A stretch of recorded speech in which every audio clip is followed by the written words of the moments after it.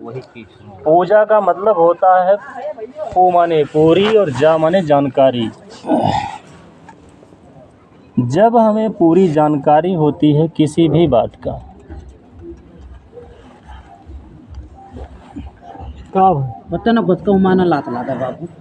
अगर कोई अच्छाई जानकारी हुआ क्या बात है,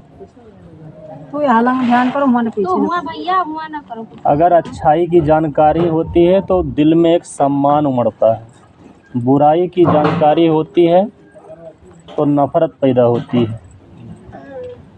तो पूजा का मतलब होता है पूरी जानकारी। ये यहाँ अगरबत्ती मोमबत्ती जलाना ये तो खाली दिखावा है, लेकिन हम लोगों के दिल में बाबा साहब तथागत गौतम बुद्ध के प्रति जो सम्मान है वो 24 घंटा सोते जागते आठों याम वो दिल में होता, वो दिखाया नहीं जा सकता। बाकी तो ये दिखावा है। लेकिन यहाँ जो भी चीज़ें हैं उसका कोई ना कोई महत्व होता है। अब महत्व के बारे में हम बताएंगे, जानकारी देना चाहेंगे कि यहाँ जो पूजा पद्धति शुरू हुई है, पूर्वज के बारे में, हमारे महापुरुषों के बारे में, हमारे बाप दादाओं के बारे में अभी तक हमारे लोगों को जानकारी ना होने के कारण अपने बाप को बाप कहने में शर्म आती थी, पड़ोसी के बाप को बाप कहते थे। अब हमारे लोग पढ़ लिख कर थोड़ा होशियार हो गए हैं, जानकारी हो गई है और हमारे लोगों ने जाना समझा और ये परखा कि बाबा साहब हमारे बाप दादा हैं, तथागत गौतम बुद्ध हमारे बाप दादा हैं। और ये ऐसे बाप दादा नहीं हैं, इनको मानने वाले, इनको जानने वाले, इनको पूजा करने वाले, इनके नियमों और विचारों पर चलने वाले भारत देश को छोड़कर इस पृथ्वी पर 212 देश हैं कुल मिलाकर। जैसे भारत एक देश है, नेपाल एक देश है, चीन एक देश है, जापान एक देश है। इस हिसाब से इस पृथ्वी पर 212 देश हैं और 212 देशों में से अधिकतर देश बाबा साहब को मानते हैं और बुद्ध को मानते हैं। और हमारे लोग पता नहीं कौन से देवी देवता उनके पीछे भाग रहे हैं। हमारे पूर्वज जिनको मानते आए हैं, अगर हम उनको ही मानेंगे तो जैसे हमारे पूर्वज, हमारे बाप दादा घिसटती पिसटती ज़िंदगी जी रहे थे वैसे हम लोग भी जिएंगे। यानी कि अगर अपनी दशा बदलनी है तो दिशा को बदलना होगा। अगर हमारे लोगों को अपनी उन्नति चाहिए तो दिशा बदलेंगे तो दशा बदलेगी। तो यहाँ पर जो हम लोगों ने पूजा पद्धति में शुरू किया तो सबसे पहले यहाँ दीपक जलवाया और दीपक जलवाते समय एक मंत्र का उच्चारण किया। उस मंत्र का उच्चारण है और दीपक जलने का जो हम लोगों को प्रेरणा मिलती है उसका ये मतलब होता है कि ये जैसे मोमबत्ती जलकर खुद तो जलती है लेकिन दूसरों को रोशनी देती है, ठीक इसी प्रकार से हमारे जीवन में एक उद्देश्य होना चाहिए कि यह जीवन, इसको जलाकर, इसको तपाकर अपने इर्द गिर्द के लोगों को रोशनी देने का मतलब होता है। तो यहाँ पर पीपल का पत्ता है। हमारी इस पूजा पद्धति में पीपल के पत्ते का बहुत बड़ा महत्व है। इस दुनिया में, इस पृथ्वी पर बहुत सारे पेड़ पौधे हैं जो पर्यावरण को शुद्ध करते हैं और सभी जीव जंतुओं को जीने के लिए ऑक्सीजन देते हैं। लेकिन उन सभी पेड़ पौधों में पीपल का पौधा ही एक ऐसा पौधा है कि ये 24 घंटे ऑक्सीजन देता है। बाकी के और पौधे हैं वो दिन में ऑक्सीजन देते हैं और रात में कार्बन डाइऑक्साइड खींचते हैं। कार्बन डाइऑक्साइड उनका भोजन ग्रहण करते हैं और जो ऑक्सीजन छोड़ते हैं उस ऑक्सीजन से हम लोग जीवित हैं, हम लोग सांस लेते हैं। जो बच्चे पढ़ लिख रहे होंगे उन बच्चों को यह जानकारी होगी कि ऑक्सीजन हम लोग सांस के द्वारा सांस लेते हैं, यह है ऑक्सीजन। और जो गंदी हवा होती जो हम लोग सांस छोड़ते हैं, नाक के द्वारा जो सांस छोड़ते हैं वो कार्बन डाइऑक्साइड होती है, वो गंदी हवा होती है। और उस गंदी हवा को ये पेड़ पौधे भोजन के रूप में ग्रहण करते हैं। तो ये सारे पौधे जो जितने भी पौधे हैं ये ऑक्सीजन छोड़ते हैं, कार्बन डाइऑक्साइड लेते हैं।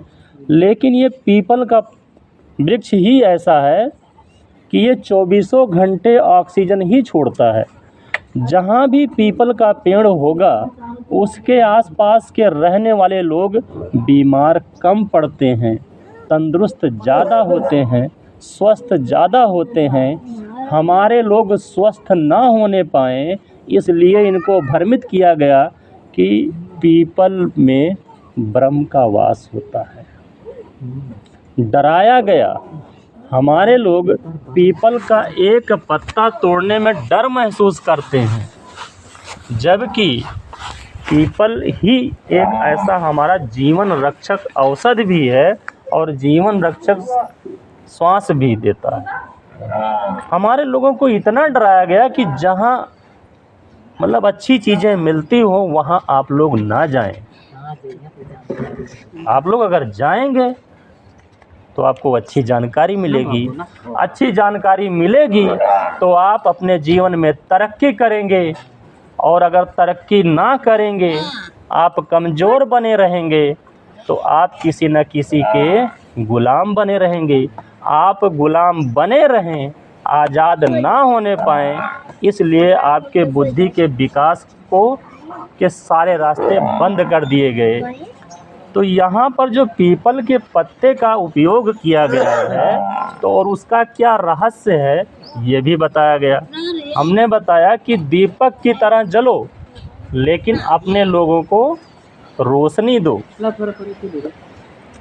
पीपल के पत्ते का यहाँ महत्व बताया गया कि ये इस पृथ्वी पर हमें प्राण वायु देता है जिससे हम जीवन जी सकें। हम एक हफ्ता ना खाना खाएं तो हम जीवित रह सकते हैं। 2-4 घंटे 24 घंटे 2-4 दिन पानी ना पिएं तो हम जीवित रह सकते हैं। लेकिन अगर 5 मिनट के लिए हमें हवा ना मिले तो राम नाम सत्य है। तो पीपल का यहाँ ये महत्व है। यहाँ जो कलश में पानी रखा हुआ है इस पानी का महत्व ये है कि पानी का कोई आकार नहीं होता। इसको गिलास में डालेंगे तो गिलास का आकार रूप ग्रहण करेगा। इसको बाल्टी में रखेंगे तो बाल्टी की तरह ही रूप मतलब आकार ग्रहण करेगा। ठीक जैसा, और पानी का उद्देश्य खाली शीतलता प्रदान करना है। आप इसको अग्नि पर डालेंगे तो आग बुझ जाएगी, आप अपने अंदर डालेंगे तो आत्मा तृप्त होगी। तो यहाँ पर जितने इस पूजा पद्धति में जितने भी वस्तुओं का उपयोग होता है उसका महत्व होता है, और उसका जो यहाँ मंत्रों उच्चारण कराया गया है वो उस मंत्रों का अर्थ हमने हिंदी में रूपांतरित करके जो इसमें बताया गया वो हम बता रहे हैं। अभी तक क्या होता था कि आप लोग पूजा पुरोहित के माध्यम से करवाते थे तो वो संस्कृत भाषा का उपयोग करते थे, और हमारे लोग पढ़े लिखे नहीं होते थे। पढ़े लिखे भी होते थे तो संस्कृत भाषा का ज्ञान नहीं होता था, और जिनको ज्ञान होता था मतलब जो पुरोहित वगैरह होते थे उनको संस्कृत का ज्ञान होता था तो वो हमें हमारे शब्दों में उसको बताते नहीं थे, उसका अर्थ नहीं बताते थे। यहाँ पर जिन मंत्रों का उच्चारण किया गया है उसका अर्थ भी बताया गया है। वो भी पैसा लेते हैं, हम भी पैसा लेते हैं। लेकिन इसको ये एक तरह से ऐसा समझिए कि मान लीजिए आपने गन्ना गोड़ने के लिए 4 ठो मजदूर किया, आपने गन्ना गोड़ने के लिए 4 ठो मजदूर किया। मजदूर आएंगे, आपका खेत की गोड़ाई करेंगे, आपसे पैसा लेंगे, तो आपके मुताबिक उनको काम करना चाहिए, क्योंकि पैसा आपसे लेंगे। अगर आपको पैसा देना और वो लोग नुकसान करें आपका, तो फिर आपका पैसा देने का क्या मतलब बनता है। तो जब उनको हमारे लोग बुलाते हैं पूजा पद्धति करने के लिए, तो वो सारी बातें वो बताएंगे जो हमारे लोगों को समझ में ना आए। खाली पैसा लेते समय बताते हैं कि हमको इतना चाहिए। पुरोहित लोग नहीं, हमारा कहने का मतलब वो जो मंत्र बोल गए हैं उसको हमारे लोग समझते नहीं हैं। तो हम जिस भाषा में समझते हैं उस भाषा में उनको समझाना चाहिए। भाई पैसा हमारा ले रहे हैं ना, पैसा हमारा ले रहे हैं तो हमारे मुताबिक काम करें। हम जिस भाषा को समझते ही नहीं हैं उस भाषा को वो बताते हैं, और बाद में पैसा मांगने समय तब वो हमारी भाषा का इस्तेमाल करते हैं, भैया इतना पैसा हुआ। बाकी उससे पहले क्या क्या बोल गए वो हमारे लोग समझते नहीं हैं और उसको वो समझाते भी नहीं हैं। लेकिन हम लोग क्या है कि हमने जो मंत्र का उच्चारण किया है उसको अपने इस भाषा में भी बताते हैं कि इसका ये अर्थ होता है। तो यहाँ दीपक जलवाया गया, उसका जो मंत्र बोला, फिर पूजा पद्धति में जितने मंत्र बताए गए इसमें आता है तीक्ष्ण पंचशील। हमने कहा बुद्धम शरणम गच्छामि, हाँ इससे पहले कहा नमो तस्य भगवतो रातो सम्मा सम्बुद्धस्य। नमो का मतलब होता है नमस्कार करना, नमो का मतलब नमस्कार करना। किसको नमस्कार करना? तस्य, तस्य मतलब उनको, नमो तस्य हम उनको नमस्कार करते हैं। नमो तस्य भगवतो, उस भगवान को हम नमस्कार करते हैं। अरहत, जिसका कोई दुश्मन न हो। हमारे बाप दादा, हमारे जो देवी देवता, हमारे भगवान हैं, इनके पास ना तो तीर है, ना तलवार है, ना भाला है, और ना लाठी डंडा है, ना AK-47 है, ना कट्टा है, ना बंदूक है। जैसे आजकल के टाइम का जो हथियार है वो कट्टा बंदूक AK-47, और आज से 100 साल पहले भाला वर्षा, तलवार, कटार, वो उस समय का औजार था। उससे और पहले आज मानव के टाइम में जाते हैं तो वो पत्थर के औजार रखते थे अपने पास अपनी सुरक्षा के लिए, यानी कि वो समय समय का औजार है। आज के समय का औजार क्या है? कट्टा बंदूक। और हमारे भगवान के पास न कट्टा है न बंदूक है, मतलब इनके कोई दुश्मन नहीं। जिसका कोई दुश्मन होता है वो अपनी सुरक्षा के लिए बहुत सारे हथियार रखता है, और हमारे भगवान के पास कोई हथियार नहीं है, मतलब इनका कोई दुश्मन नहीं है। हम ऐसे भगवान को नमस्कार करते हैं। अच्छा, अब जैसे मान लो हम पहली बार आप लोगों के बीच में आए, हम आए यहाँ तो हमें तत्काल कुर्सी मिला बैठने के लिए, आपके पास थी तो मुझे मिला। अब बहुत सारे लोगों के यहाँ चारपहिए है, कुर्सी नहीं है, तो चारपाई देंगे हमें बैठने के लिए, हमारे मान सम्मान के लिए। बहुत सारे लोगों के यहाँ चारपहियों नहीं है, तो पीढ़ा बीढ़ा कुछ देंगे बैठने के लिए। मतलब हम जिसके शरण में जाते हैं उनके पास जो होगा वो हमें देंगे। अगर हम नशा वाले, मतलब गांजा भांग वाले देवी देवता भगवान के पास जाएंगे तो हमें गांजा भांग देंगे, शराब वराब देंगे, है ना। अगर छिंदरा भगवान के पास हम जाएंगे तो हमारे परिवार को छिंदरा बनाएंगे वो लोग, मतलब भाई उनके पास जो है वही तो हमें देंगे। हम ऐसे भगवान के पास जाना चाहते हैं और अपने समाज को भी बताते हैं कि आप ऐसे भगवान के पास जाइए जो हमें सद्बुद्धि दें, हमें ज्ञान दें। इसीलिए ज्ञान का प्रतीक, symbol of knowledge Baba Saheb doctor Bhimrao Ambedkar, light of Asia Tathagata अरहत गौतम बुद्ध। इनको लाइट ऑफ एशिया, एशिया महाद्वीप को प्रकाशमान करने वाले तथागत गौतम बुद्ध, और ज्ञान के प्रतीक बाबा साहेब डॉक्टर भीमराव अंबेडकर। तो हम ऐसे भगवान को नमन करते हैं। नमो तस् अरहतो, नमो तस् भगवतो अरहतो सम्मा सम्बुद्धस्य। इस मंत्र का अर्थ यही हुआ कि हम ऐसे भगवान को नमन करते हैं। ठीक, बुद्धं शरणं गच्छामि। इस शरीर में सबसे ऊपर मस्तक है और मस्तक में बुद्धि है। हमने कहा जो मंत्र बोला बुद्धं शरणं गच्छामि, हमेशा बुद्धि का इस्तेमाल करते हुए कोई कार्य करना चाहिए। हर जगह सोते जागते उठते बैठते आप अपनों के बीच में हैं, आप दुश्मन के बीच में हैं, हर जगह बुद्धि का इस्तेमाल करना चाहिए। हमेशा बुद्धि के शरण में रहना चाहिए, अपने बुद्धि का इस्तेमाल करना चाहिए। हमारे लोग हैं गैरों के बुद्धि का इस्तेमाल करते हैं। अभी एक छोटी सी घटना बताएं। यहाँ चूँकि शादी का माहौल चल रहा है, शादी में हमारे लोग एक प्रकरण आता है शादी के दौरान सिंदूर दान का। अब चूँकि इधर महिलाएं हैं, इधर आप लोग हैं, पुरुष वर्ग हैं, तो एक सिंदूर दान का प्रकरण आता है। सुहाग दान जिसे कहते हैं, उसमें लड़की की शादी होती है और लड़की को उसकी भौजाई अपना सुहाग दान देती है। कैसे देती है? अपने मांग में सिंदूर भर के फिर उस लड़की को उसकी मांग में डाल देती है। इसको कहते हैं सुहाग दान। ये बहुत चलता है, हमारे लोग बहुत अच्छा। तो जब सुहाग दान करते हैं, अब हमें नहीं पता उनके पास कई सुहाग है, लेकिन अगर एक कई सुहाग है, यही बात है, सुहागवा कई दान।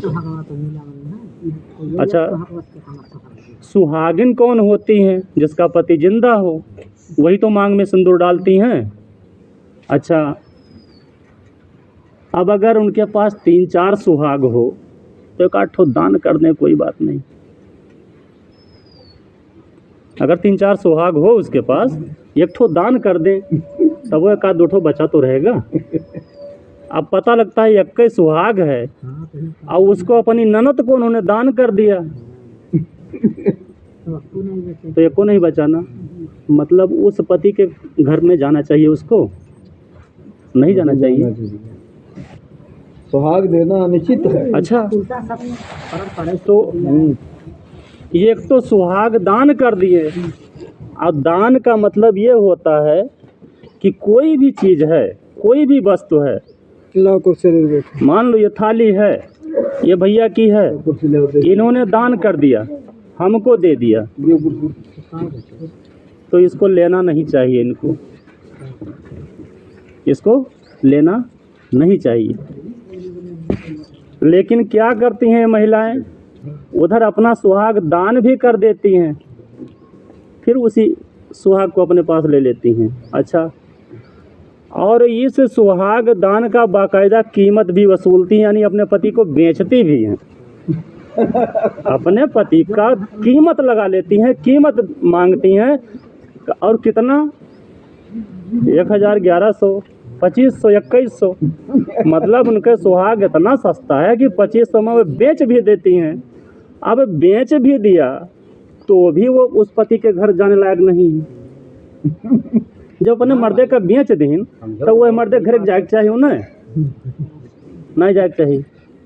अगर मान लो दाने कई दिन है तो दान के बाद में तब वह मर्दे घर ना जाके चाहिए।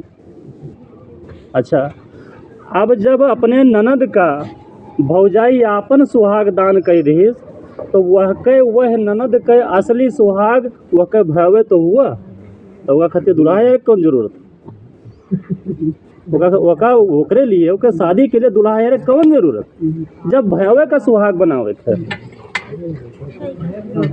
तो हमारे लोग बुद्धि का इस्तेमाल नहीं करते, इसलिए कहा जाता है बुद्धि का इस्तेमाल करो, बुद्धम शरणम गच्छामि। हर जगह ये तो मैंने एक उदाहरण दिया, हमने एक उदाहरण बताया है, ऐसे बहुत सारी चीजें हैं।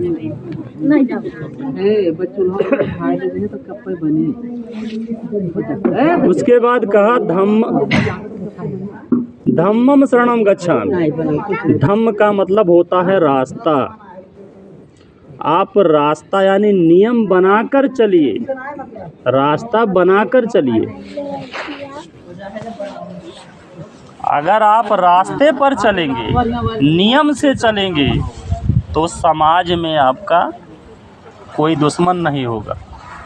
संघम शरणम गच्छामि। संघ का मतलब होता है संगठन। ये जो यहाँ 4, 6, 10 लोग हैं, ये संघ है, संगठन है, ग्रुप है, आप इकट्ठा हैं। अगर आप संगठन में रहेंगे तो आपकी कभी हार नहीं हो सकती। इसलिए बुद्धम शरणम गच्छामि, धम्मम शरणम गच्छामि, संघम शरणम गच्छामि का ऐसा मतलब होता है। फिर इसको द्वितीयांप मतलब दूसरी बार कहा गया, तृतीयांप मतलब तीसरी बार, यानी कि 3 बार। पहले के युग में जब हमारे बाप दादा अनपढ़ थे, जाहिल थे, गंवार थे, यानी उस समय भी कोई भी बात अगर 3 बार कह देते थे, मान लो स्टाम्प पेपर पर पक्का रजिस्टर्ड हो गया, एक ही बात को अगर 3 बार कह दिया जाए, तो यानी कि यहाँ जो 3 बार बुद्धम शरणम गच्छामि, धम्मम शरणम गच्छामि, संघम शरणम गच्छामि, इस मंत्र का जो उच्चारण किया गया है आप लोगों के माध्यम से 3 बार किया गया है, मतलब आपको इस रास्ते पर अडिग रहना, कभी हटना नहीं है।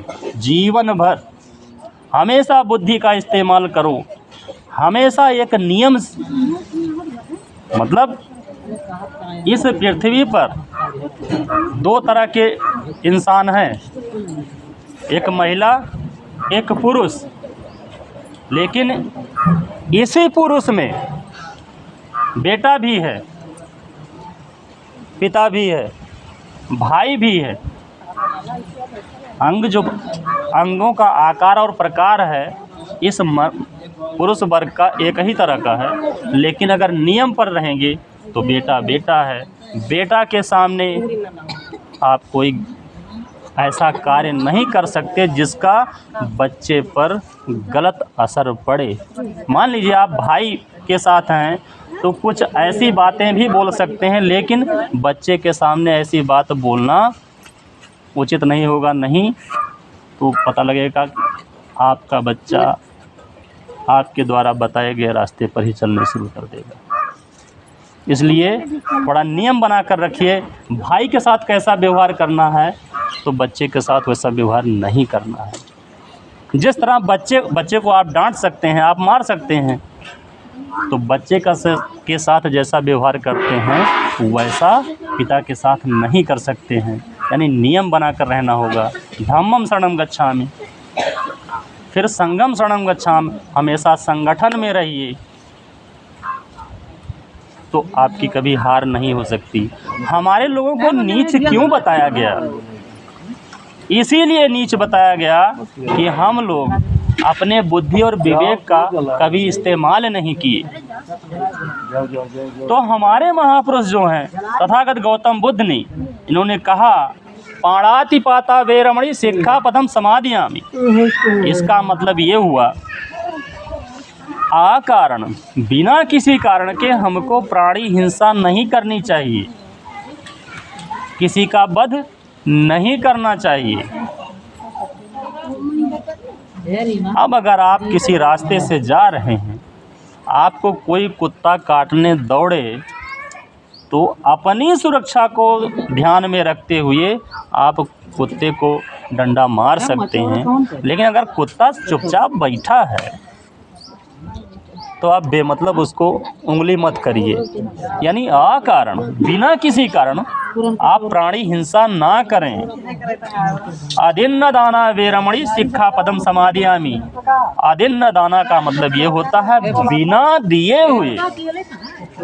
अगर किसी चीज़ की हमें आवश्यकता है और हमारे पास वो नहीं है, पड़ोसी के पास है, तो हमें उससे बेझिझक मांग लेना चाहिए कि भैया हमें ये इस चीज़ की आवश्यकता है, आप हमको दे दीजिए, आपके पास है दे दीजिए। अगर आप बिना मांगे ही उसका सामान उठा ले आएंगे तब वो चोरी सिद्ध होगा। तो अदिन्न दाना वेरमणि शिक्षा पदम समादियामि का मतलब ये हुआ हमें चोरी कार्य से बचना चाहिए। कामेषु मिच्छाचारा वेरमणि शिक्षा पदम समादियामि। हर पुरुष के लिए इस पृथ्वी पर, हर पुरुष के लिए जीवन यापन करने के लिए एक ही नारी है, बाकी सब बहन मातारी है। हर पुरुष के लिए इस समाज में औरत के रूप में केवल एक ही औरत है, बाकी सब बहन और बेटी, माँ। इन रिश्तों और संबंधों का ध्यान रखना चाहिए। ऐसे ही हर महिला के लिए एक पुरुष जीवन यापन के लिए, बाकी सब भाई और बाप। तो इसका मतलब यह है कामेषु मिच्छाचारा वेरमणि शिक्षा पदम समादियामि।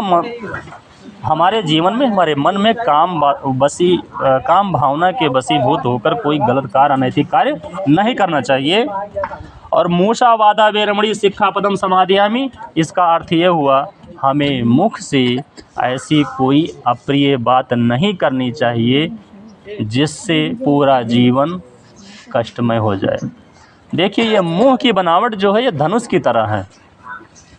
हमारे मुख की बनावट ये धनुष की तरह है और इसमें जो जुबान होती है वो तीर का काम करती है। इसलिए हमेशा कोई भी बात बोलनी है, थोड़ा उसको संयम रखिए, सोच लीजिए। आपके यहाँ जैसे मान लो शादी का कार्यक्रम चल रहा है, बहुत सारे लोग आते हैं, जाते हैं, आएंगे और जाएंगे, खुशियों का माहौल होगा। आपके सगे संबंधी आएंगे, आप अपनी यथाशक्ति के अनुसार उनका स्वागत करेंगे, उनका भोजन दान करेंगे, सब कुछ का व्यवस्था करेंगे और जाते समय एक आध दो शब्द उटपटांग बोल देंगे, वो कभी आएगा दोबारा आपके यहाँ? सारे किए धरे पर पानी फिर जाएगा। यानी कि ये जो मुंह है ये धनुष है और इसमें जो जिह्वा है वो तीर है। थोड़ा इस पर कंट्रोल रखिए। मुंह से ऐसी कोई अप्रिय बात मत बोलें जिससे आपके व्यवहार में कटुता है। सूरा मेरे मज्ज पमद ठाना वेरमणि शिक्षा पदम समादियामि, इसका मतलब ये हुआ कि हमें सूरा मतलब शराब, मेरे सूरा की मतलब शराब की तरह कच्ची पक्की वगैरह वगैरह नशीली वस्तुओं से हमें हमेशा सदा दूर रहना चाहिए। अब बताइए इतनी सारी चीज़ें अगर हमारे समाज से ख़त्म हो जाए तो जो हम लोगों से अपने आप को उच्च समझते हैं, का उनके हम लोगों के 2 हाथ है तो का उनके 4 हाथ है? ऐसा तो नहीं है। जो हमको नीच समझते हैं उनके 4 हाथ तो है नहीं। हमारे पास 2 आँख है तो का उनके पास 4 आँख तो है नहीं। हमको नीच समझते हैं, अपने आप को ऊँच समझते हैं। और ये भी नहीं है कि हमारे घरों में बच्चा 9 महीने में पैदा होता है, हम लोग नीच हैं। हमारे यहाँ महिलाओं के बच्चा पैदा होता है तो 9 महीने गर्भ में रहकर पैदा होता है और वो लोग अपने आप को उच्च समझते हैं, अपने आप को बहुत श्रेष्ठ समझते हैं।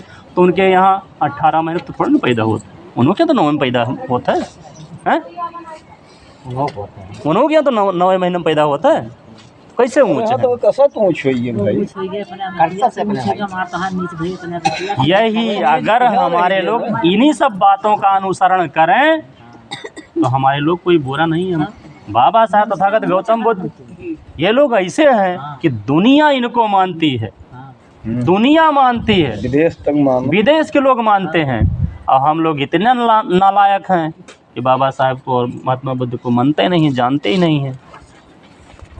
एक बात ही हो तो है, जब तू मंदिर में हाजर तू चंदन लगाओ, कथा सुना, तू सुबह चलाओ तो वो छोड़ता ही नहीं हो। अब जब यहाँ हुआ था जैसा ये परचा वैसा आज बाबा साहेब का तो ये रहा ये रहा आपका मतलब पूजा, ये रहा पूजा। हमने तब से लेकर जब से शुरुआत किया अब तक हमने पूजा के का रहस्य बताया है। हमने शुरू में बताया पूजा का मतलब होता है पूरी जानकारी। तो यहाँ जो पूजा हुआ है ये पूरी जानकारी हमने बताया। अब हमने तो अपने ईमान से सारी चीज़ें बताया और सभी लोगों को बताया। अब आप लोग अपने ईमान से कितना ले पाए हैं, कितना सुन पाए हैं, कितना समझ पाए हैं, ये आप सबके ऊपर है। हमने तो एक समान ही सबको बताया है, ठीक है। और बात तो समझे क्या ये सब समझ मत दो पहले न पहले का कहा है, समझो। बोलो कहीं बात बोलो, जान का पानी पियो, छान के जबान में लगाम दैते बोलो, बिल्कुल रात का बोलो तब बहुत जबान में लगाम पाव लगाओ कुछ लगाई। अब बात करो छान के पानी पियो जान तब याद आए कौन पानी छान के पियो वहाँ जहर मिला छान ना निकले है। बात करो छान के पानी पियो जान के पानी क्या है। हाँ जहर है कि अच्छा है कि गंदा है। तो ये तो रहा पूजा। अब हम बताने जा रहे हैं कथा। कथा का मतलब कहानी। तो कहानी तो कुछ यही में वो थी कि गाय पूछ भैंसी में, भैंसी पूछ गाय में। लेकिन हम सत्य कथा बताएंगे, ऐतिहासिक कथा बताएंगे। और एक कथा बताते हैं। 11 अप्रैल 1827 इतिहास में जाइएगा, गूगल में सर्च कीजिएगा, आप लोगों को मिल जाएगा। 11 अप्रैल 1827 में अपने भारत देश में और शूद्र समाज में एक ऐसे महामानव पैदा हुए कि गुलाम भारत में, जब भारत देश गुलाम था, हमारे लोगों को पढ़ने का अधिकार नहीं था, क्योंकि रामचरितमानस कहता है अधम जात जे विद्या पाए भयो था यही दूध पियाए। हम नहीं कह रहे हैं, यह रामचरितमानस में लिखा है, अधम जाति जे विद्या पाए भयो यथा यही दूध पियाए। अधम का मतलब होता है नीच। नीच जाति को अगर विद्या मिली है तो ये भयो यथा, ये उसी तरह हुआ। किस तरह? भयो यथा अहि दूध पियाए। अहि का मतलब वहाँ पर लिखा हुआ है सांप। ये उसी तरह हुआ कि सांप को जैसे दूध पिलाया गया हो। वैसे इन्हें पढ़ाओ तो नीच वर्ग को अगर शिक्षा मिली है तो भयो यथा अहि दूध पियाए, ये रामचरितमानस में लिखा है। और लिखा है नारी शूद्रो विद्या न धियताम, औरतों को पढ़ने का अधिकार नहीं था। अच्छा, आप कितना पढ़े हैं?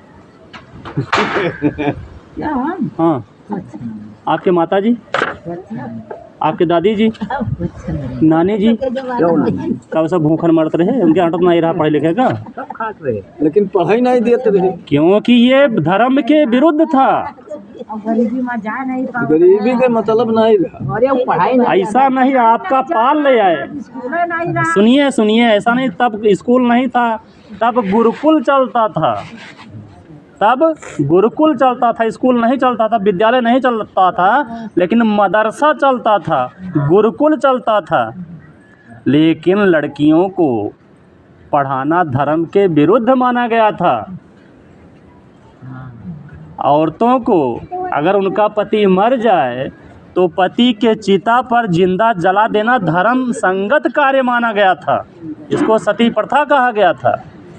बताओ इसे। तो महिलाओं को पढ़ने के लिए बहुत बड़ा प्रतिबंध था। नारी शूद्रो विद्या न धियताम, मतलब शूद्र वर्ग के सभी लोगों को और महिलाओं को पढ़ने का अधिकार नहीं था।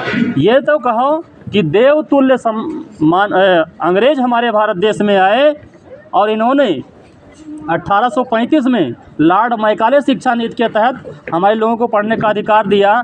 तो वो जो 11 अप्रैल 1827 को ज्योतिबा राव फुले महाराष्ट्र के सतारा ज़िले में पैदा हुए तो उन्हें पढ़ने का अधिकार मिला। क्योंकि 1827 में पैदा होते हैं, 1834 में लॉर्ड मैकाले शिक्षा नीति आती है, यानी जब वो 5 साल के हो जाते हैं उस समय ब्रिटिश शासन ने ऐसा अलाउ कर दिया था और पढ़ने का अधिकार दिया था। तो जगह जगह मदरसे खुलने लगे, विद्यालय खुलने लगे, तो ज्योतिबा राव फुले को पढ़ने का मौका मिला। और ज्योतिबा राव मिडिल क्लास के पढ़े हुए लोग थे, 8वीं 5वीं तक पढ़ा उन्होंने। फिर उनके पिताजी को लोगों ने बताया कि आपका लड़का धर्म के विरुद्ध कार्य कर रहा है, घोर अपराध हो रहा है, धर्म का नाश हो रहा है। हाँ, धर्म का नाश हो रहा है। तो ज्योतिबा राव के पिताजी ने ज्योतिबा राव को स्कूल से हटा दिया 5वीं पढ़ा करके। फिर उनके एक ईसाई टीचर थे, क्योंकि अंग्रेज लोग ईसाई होते हैं और उस समय ईसाईयत कॉलेज खुल रहे थे और ईसाई ही वहाँ मास्टर टीचर होते थे। तो एक ईसाई टीचर ने इनके पिताजी से कहा, ज्योतिबा राव फुले के पिताजी से कहा कि आपका बच्चा बड़ा होनहार है, पढ़ने लिखने में ये मतलब कुशाग्र बुद्धि वाला है, बहुत तेज बुद्धि वाला है, इसका पढ़ाई आपने गलत किया बंद करके। तो उनके पिता गोविंद राव ने ज्योतिबा राव फुले को दोबारा एडमिशन कराया 6वीं में। तो वो 3 साल फिर पढ़े, मिडिल क्लास तक यानी 8वीं तक पढ़ाई ज्योतिबा राव फुले ने किया। और वो जब पढ़ रहे थे तो उसी दौरान एक ब्राह्मण वर्ग के लड़के का नाम था सखाराम प्रांजपे। तो सखाराम प्रांजपे और ज्योतिबा राव फुले ये दोनों लोग बहुत सघन मित्र थे। तो सखाराम प्रांजपे की जब शादी निश्चित हुई, शादी का डेट क्लियर हुआ, तो सखाराम प्रांजपे ने ज्योतिबा राव फुले को अपने घर निमंत्रण दिया, आमंत्रण दिया, बुलाया शादी में। लड़के तो शादी में जब ज्योतिबा राव फुले सखाराम प्रांजपे की शादी में जाते हैं,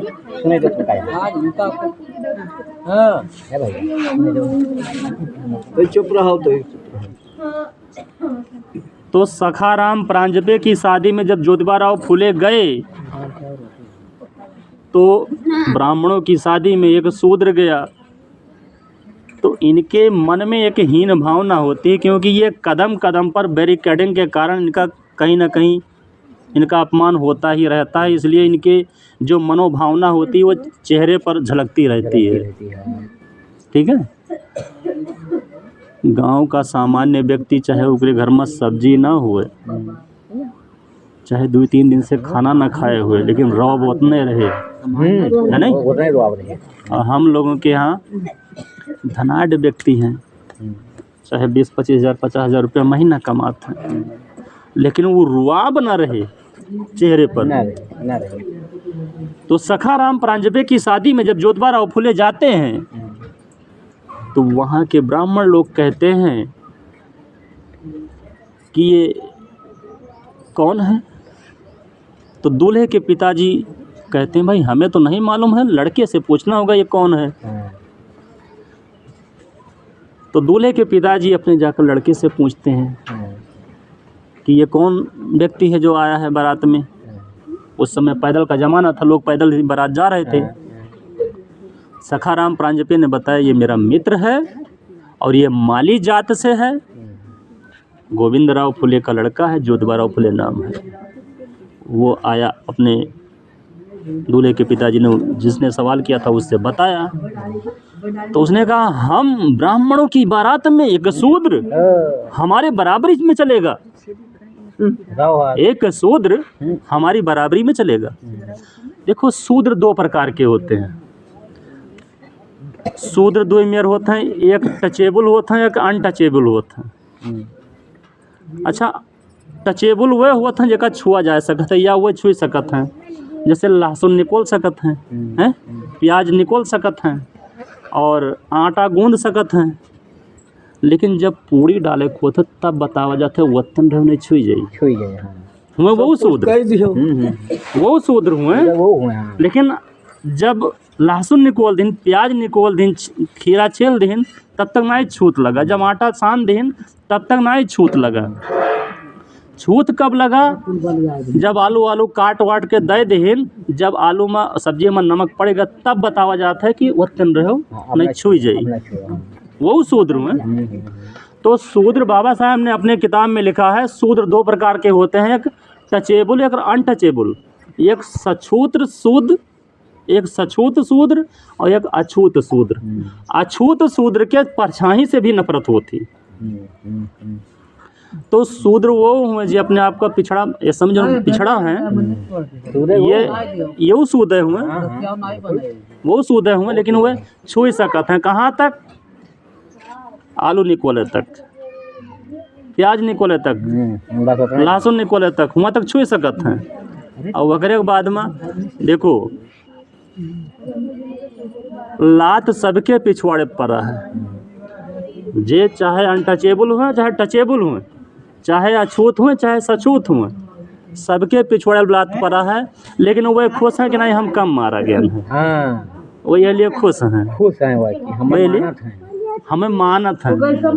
और ये अलग बात है कि एक झापड़ मार दिन जाए, दूसरे हाथे सुहराए दिन जाए। तो ज्योतिबा राव फुले को, ज्योतिबा राव फुले 8वीं तक पास, 8वीं तक पढ़ाई पढ़े थे, इसलिए उन्हें समझ में आया कि हमको अपमानित किया गया है। ठीक, तो वहाँ से जब भगाए गए बारात से ज्योतिबा राव फुले, तो ये बेचारे, अब चूँकि पैदल जाना होता था और शाम को बारात घर से निकलती है और रास्ते में इनके साथ अभद्र व्यवहार हुआ, इनको भगाया गया, मारा गया।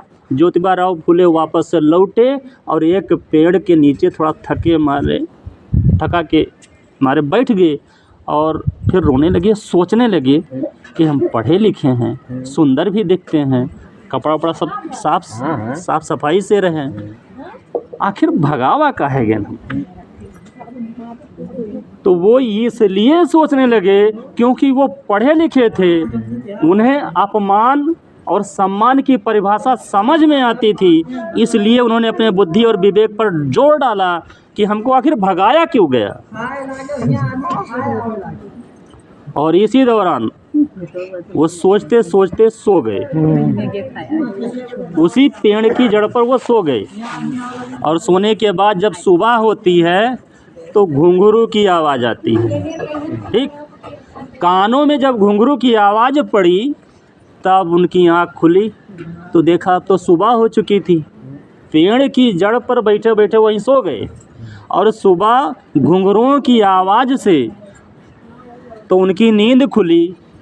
तो जब आँख खुली सोचने लगी अभी सुबह सुबह घुंघरू कहाँ से बजने लगा। थोड़ी देर में रास्ते पर देखा कुछ अछूत शूद्र लोग आ रहे थे। तो वो अछूत कैसे थे कि गले में मटकी टांगी है, कमर में झाड़ू बांधा है और पाँव में घुंघरू, यहाँ पाँव में चले तो पहचान रहा है, घुंघरू बांधे थे। और इसका मतलब था कि पाँव में घुंघरू अगर बंधा है तो जब चलेंगे तो बजेगा। हाँ। तो दूर से लोग समझ जाएंगे कोनो शूद्र इधर से आ रहा है। ठीक है, वो रास्ता अपना बदल लेंगे या वहीं से खोंख के खाड़ दें, अरे तो रुका रहे हो हमें जाए दो, या इनके बढ़िया नींद आवती है घाम में देने खातिर तो ताली बजाए दो। तो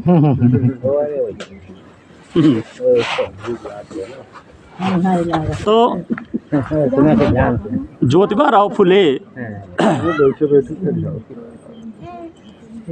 ने देखा कि हाँ कमर में झाड़ू बांधे हैं, तो उन्होंने बुलाया, ओए इधर आओ इधर इधर इधर। वो लोग बेचारे आए तो ज्योतिबा राव फुले ने उनसे पूछा, ये बताओ ये गले में क्या टांगे हो। तो उसने कहा कि उन लोगों ने कहा कि ये मटका है। ज्योतिबा राव फुले ने कहा आखिर ये मटका क्यों गले में टांगे हो। आज भी बदला हुआ स्वरूप है, तत गुल्ली टांगे रहा था लोग। तब से जहाँ इतना बड़ा बड़ा मटका टांगा रहा था गले में गटई में, वहाँ से छोट होते होते होते जीव के बदली जयफर, जीव के बदली जयफर, इतना बड़ा आएगा। ठीक, अच्छा पाँव में घुंघरू वह समय रहा। अब आज जो है यहाँ से हटके यहाँ कमर पर आएगा, बच्चन के बांधा जाता है, वही बांधा जाता है। करधनिया में घुंघरू वही बांधा जाता है, जीव के बदली जाई पर, मतलब यहाँ से यहाँ चला हुआ है।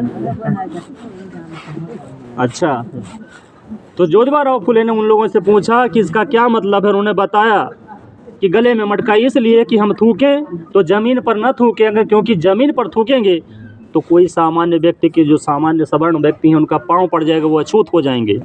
ठीक, हम जिस जगह से चलें, जिस रास्ते से चलें, उस रास्ते पर हमारे पैरों के निशान ना हो, वो निशान मिटते जाएं, इसलिए हमारे पीछे जो झाड़ू बांधा हुआ है। और पाँव में घुंघरू इसलिए है कि दूर से ही पता चल जाए कि कोई शूद्र अछूत इधर से आ रहा है।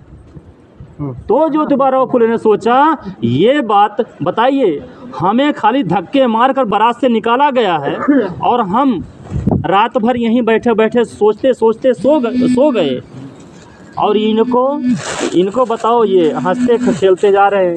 इतना बड़ा अपमान कि इस पृथ्वी पर थूकने का भी क्या अधिकार नहीं है, इस पृथ्वी पर चलने का भी अधिकार नहीं है। पानी मारते रहे तो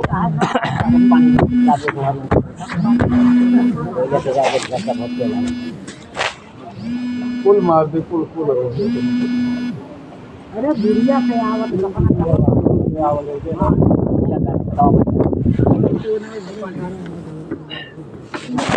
तो ज्योतिबा सोचने लगे कि आखिर इनको मान और अपमान कैसे नहीं पता चलता है। हमें धक्के मार कर निकाला गया, हमें बहुत ग्लानि हुई, बड़ा अफसोस हुआ, हम रात को घर पर नहीं गए, और इनको क्यों नहीं समझ में आ रहा है गले में मटका। और उन्हें इतना ज़बरदस्त, इतना घोर बेइज्जती, इनको समझ में क्यों नहीं आ रहा है। और तो उन्होंने सोचा कि इनके अंदर शिक्षा की कमी है, इसलिए इनको मान और अपमान की परिभाषा समझ में नहीं आ रही है। और फिर उन्होंने एक तो घोर अपराध वो किए थे, चूँकि पढ़े थे, फिर उन्होंने कहा नहीं, अब हम अपनी पत्नी को पढ़ाएंगे, और वहाँ से वो वापस आए, अपनी औरत को पढ़ाना चालू किया ज्योतिबा फुले ने। और 1847 से लेकर 1852 तक पुणे शहर में ज्योतिबा फुले ने 19 विद्यालय खोला, धर्म के विरुद्ध कार्य किया, और हमारे लोग डरते हैं एक ठो पत्ता तोड़े के लिए। ये है अपने शूद्र समाज की कथा, हकीकत की कथा है। इसका इतिहास आप काहे तोड़ लेंगे। हमने ये बताया कि धर्म के विरुद्ध, बताओ, उन्होंने इतना बड़ा काम किया कि जो धर्म अलाउ नहीं था, वो धर्म ये कहता था कि नारी शूद्रो विद्या नाध्यताम, जो धर्म ये कहता था शक्ति नापे ही शूद्र ना कार्यो धन संचय धन मासादाय शूद्र ब्राह्मण वादती, जो धर्म ये कहता है कि भी याद नहीं आ रहा है यार, तो उस धर्म के विरुद्ध ज्योतिबा फुले ने अपनी पत्नी को पहली बार पढ़ाया। और उस धर्म के विरुद्ध उन्होंने 1847 से लेकर 1852 तक उन्होंने 19 विद्यालय खोले, और अपने समाज के अछूत और सछूत महिलाओं और बच्चियों को पढ़ाने का काम किया। ये एक सत्य कथा है। तो जब हम अपने पूर्वजों को जानेंगे, तब तो उनके लक्षण हमारे अंदर आएंगे। हमारे लोगों के घरों में ऐसे बौद्धिक कथाएं होनी चाहिए। महीना 15 दिन में, महीना में एक आध बार तो ऐसे बौद्धिक कथाएं होनी चाहिए, तो इसका असर पड़ेगा। अब हमारे घरों में क्या होता है, हमारे समाज के लोगों के यहाँ, मान लो लड़के की शादी है इस घर में, कल बारात जानी है, परसों बारात वापस आनी है, तो घर की महिलाएं कहाँ चढ़कर, वहाँ छत पर चढ़कर बैठेंगी, हैं, घर के छत पर चढ़कर बैठेंगी, और अपने उसी टोली में अपने सगे संबंधियों को, महिलाओं को इकट्ठा करके वहाँ पर बैठेंगी, वो उनको गरियाएंगी, वो उनको गरियाएंगी। ठीक। अब जो बच्चे नहीं समझ रहे, जो छोटे छोटे बच्चे हैं, 5 साल 7 साल के बच्चे हैं, वो गाली के परिभाषा नहीं जानते समझते हैं, वो भी बेचारे उस दिन समझ जाएंगे। हैं? बहुत खराब यानी कि ये सारी लत, ये नीचपना है, ये सारी लतें नीचपना ही तो है। अब मान लो सासू जी दो बात बोल दें, बड़ी जेठानी दो बात बोल दिए, तो छोटकी देवरानी दौड़ के FIR 112 बुलवाए ली हैं। और वह दिन छत पर चढ़ के वह उनके उतनी है, वह उनके उतनी है, और चिल्लाए मतलब आपन इज्जत खुद मतलब ऐसा नीलाम करी है। तीन गांव में पड़े। ठीक है, ये तो अपने घर की स्थिति है। अच्छा, दूसरी बात का, जब ठकुरे बबने के यहाँ जाए हुए तो उन्हों की तो औरतें हैं पढ़ी लिखी हैं, वो नहीं करिए, वह नहीं मतलब छपरा चढ़े जाती, उनका भलाई करी वही है। वह नहीं अपने घरे छपरा पर चढ़ के, छत पर चढ़ के, वह नहीं माइक लगाए के गरी होती, तब क्या का बुलाई जाती है, सुदिनी है। चलो ये बेचारे ने एक खुराक खाना, एक ठो धोती 150 रुपया खातिर अतना बुरी आपन देवरान जेठान और यह मतलब एक दूसरे के हैं उतिन के हुए चली गई हैं, अतना सस्ती हैं इनके इज्जत। ऐसे ठीक है, तो अगर आपके घरों में बौद्धिक कथाएं होंगी तो बुद्धि का विकास होगा। भीख मांगे मेरे तेरे द्वारे चलाई है, पहले ही पेंशन आई। बहुत सही तो भैया समझो समझो कब तो